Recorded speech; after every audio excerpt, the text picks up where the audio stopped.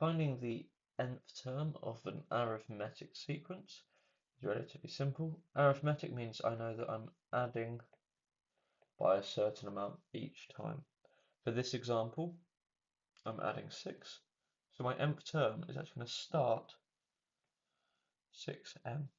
And this is to link it to my 6 times table, because if we think about our 6 times table, 6, 12, 18, that is going to be increasing by 6 each time. So we can see these are linked, but there is a difference.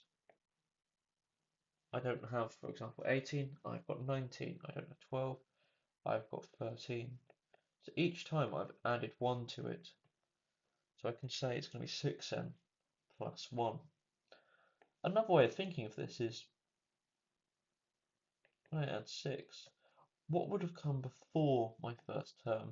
Well, I would have had a 1 just there. It would have been a positive 1. And that gives us our plus 1 there. So two different routes we can find it, but our final answer is going to be 6n plus 1. For part B, it's what we've just done, flipped on its head. Instead of being given terms, we're given just the nth term, so 8 minus 6n.